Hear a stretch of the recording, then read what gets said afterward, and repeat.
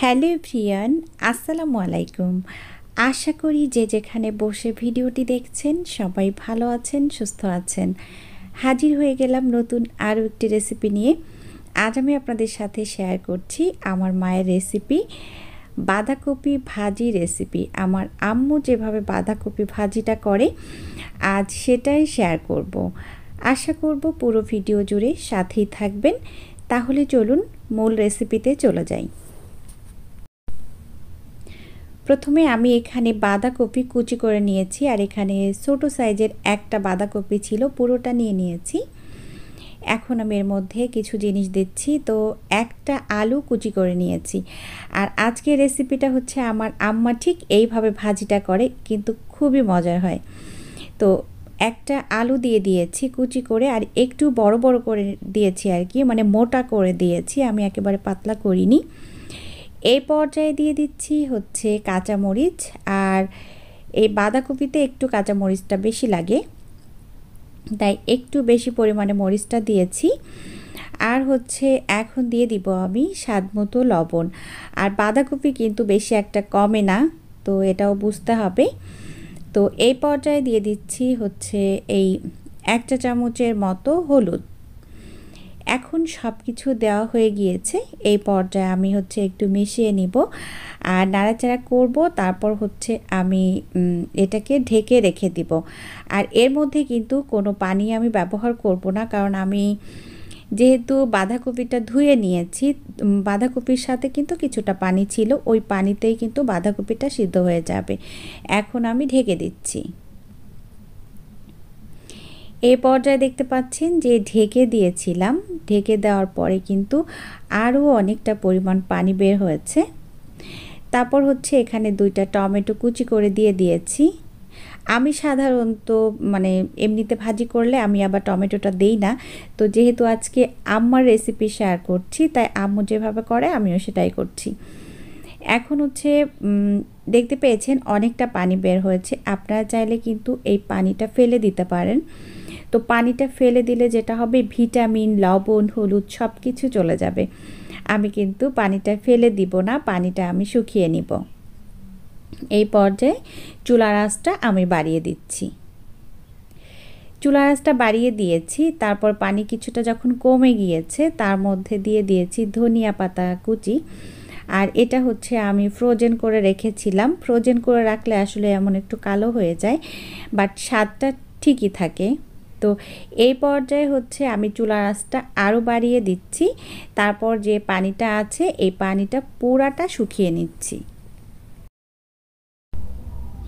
এই পর্যায়ে কিন্তু পানি শুকিয়ে গেছে। এখন আমি চলে যাচ্ছি এই বাঁধাকপিকে বাগার দিতে। এজন্য আমি কড়াই বসিয়ে দিয়েছি। যখন গরম হয়ে গিয়েছে তখন দিয়ে দিলাম পরিমাণ মতো তেল। আর এখন আমি তেলটা গরম হওয়া পর্যন্ত অপেক্ষা করছি।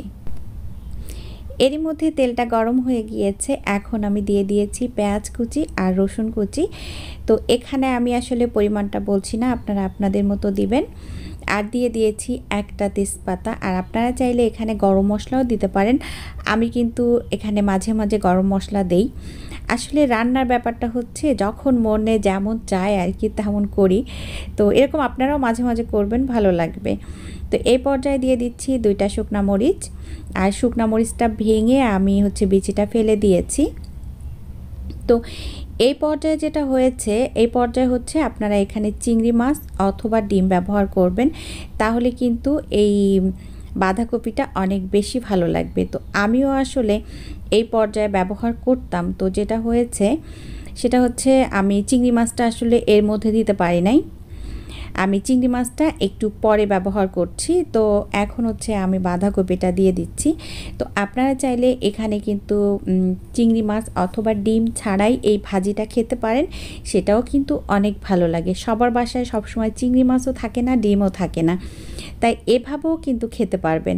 বাট আমার কাছে সব ভাজিতে একটু চিংড়ি মাছটা ভালো লাগে, তাই আমি আসলে সমস্ত ভাজির মধ্যে একটু চিংড়ি মাছ অথবা ডিম দেওয়ার চেষ্টা করি।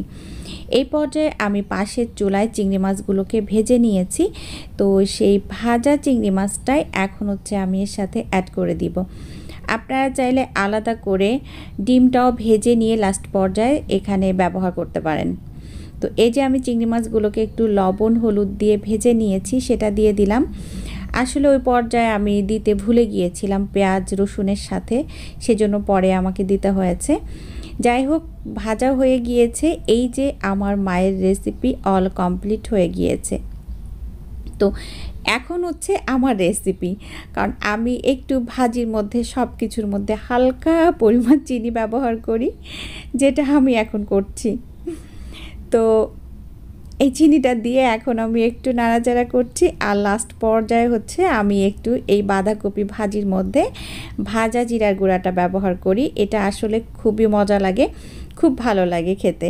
আপনাদের মন চাইলে দিবেন, মন না চাইলে দিবেন না। আশা করছি আজকের রেসিপি আপনাদের কাছে ভালো লেগেছে। এতক্ষণ সাথে থাকার জন্য সবাইকে অসংখ্য অসংখ্য ধন্যবাদ। সবাই ভালো থাকবেন, আমার জন্য দোয়া করবেন। আগামী রেসিপি দেখার আমন্ত্রণ জানিয়ে বিদায় নিচ্ছি। আল্লাহ হাফেজ। আসসালামু আলাইকুম।